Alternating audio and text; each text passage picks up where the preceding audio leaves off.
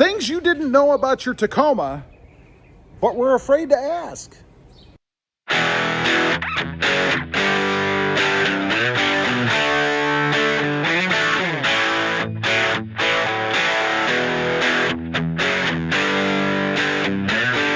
Oh, hey there. I didn't know you guys were there. You ever see video introductions where the creator does that? It's like, well, who the heck turned the camera on? Good morning, everybody. How are you today? Pretty good here. And that's right. I'm going to go over 5 things that you didn't know about your Tacoma, but were afraid to ask. Now, some of you might think, well, that's kind of crazy. Why would I be afraid to ask? Well, you know, if you've been on any of the forums or groups out there, sometimes you just get flamed for asking anything. It doesn't matter. It can be the simplest thing or the most complicated thing, and they get all over you for it. But we don't do that here. No question is too simple. So let's begin. First of all, we're going to start off inside the truck because I see people posting about this frequently. So I thought I'd answer it now. And what I'm talking about is that little button right down there, right above your knee. Can you see that? I know it's dark, right?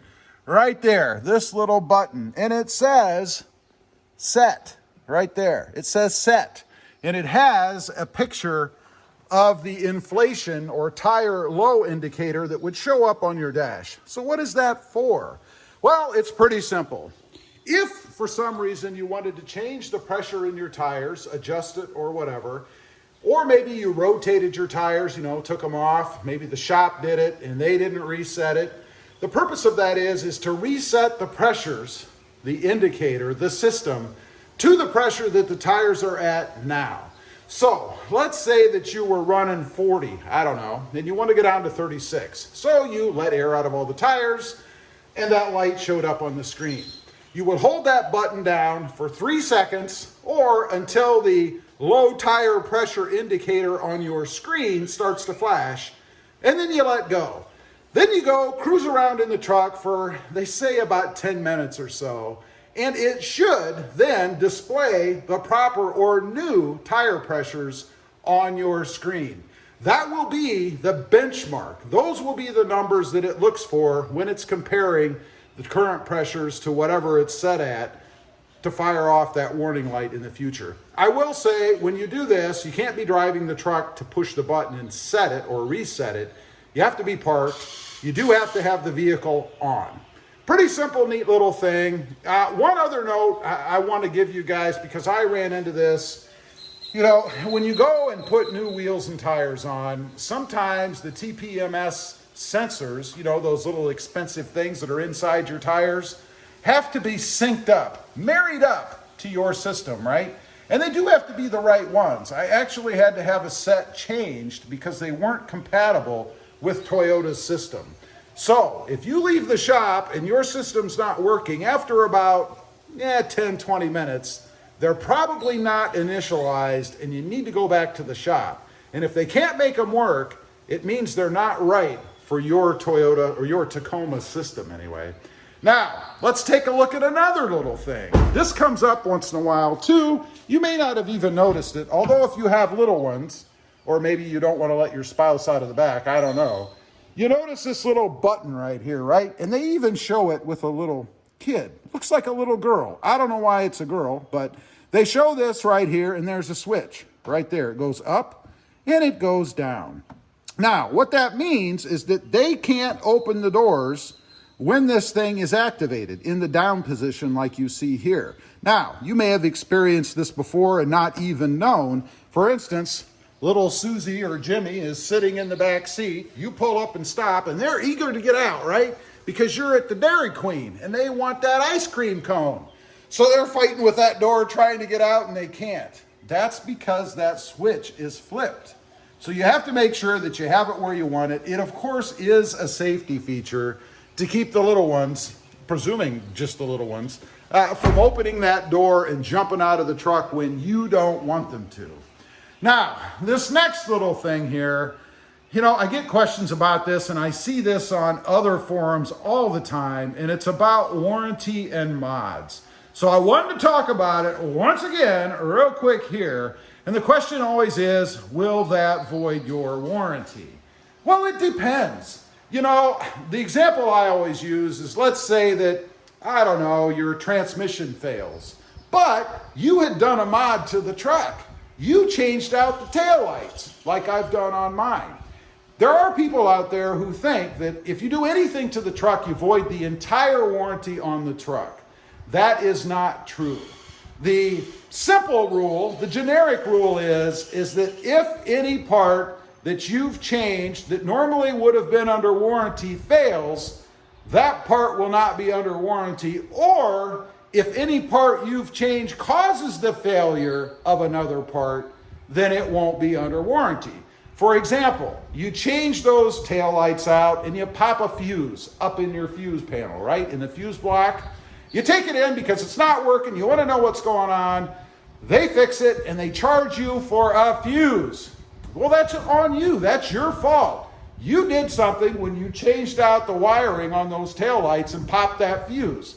That would be your expense. Again, if the transmission quits running, if it quits working, I should say, and you just happen to change the taillights, they are unrelated, and that is not your fault. A big question that comes up all the time. Next up, what do you do with the gas cap? You know, there's all kinds of videos out there about gas cap products, right? Now, there's nothing wrong with those. They do make it a little more convenient, I will admit. But the Tacoma does come with a way to hold the gas cap so that it doesn't dangle around all over your paint. Let me show you here. Pretty simple little device, really. You notice right here is the clip, right? This is what holds the gas cap shut against this little nub that comes out right here. So let's say you're at the gas station, you've got it off, and you don't have one of those little holders. You simply put it in there like that. That's all it takes, right? Even has this little notch in it so that it can stretch a little bit. Very simple to do. Here, I'll show you again. You pull the cap off, and then you just pull it out a little and stick it right there. No problem. Again, nothing wrong with the aftermarket things that you can stick in there that the cap fits down into and all of that, but it's not necessary. The Tacoma comes with a built-in gas cap holder right there. Pretty easy to use. Next up, I have a brand new Tacoma, and it's been 6 months. I've got 3,000 miles on it, and I want my oil changed, and they should pay for it. No. If you look at the verbiage in your agreement, the Toyota Care stuff, you'll notice that it's either 1 year or 10,000 miles. So if you take your truck in, it's been less than a year, and you don't have 10,000 miles on it, you're going to pay for that oil change. That's what it says. Now, of course, the way around that is that it's over a year. Any truck, any vehicle, including the Tacoma, should have the oil changed at least once a year. So if you reach that threshold, but you haven't hit the mileage mark, you should still be okay. How do I know this? I just did it myself. And it's funny, when I posted up that video, how many comments I had, people telling me that Toyota wasn't going to honor that. They're not going to do it because you don't have enough miles. Come on, man. Look at what you've got. It's simple.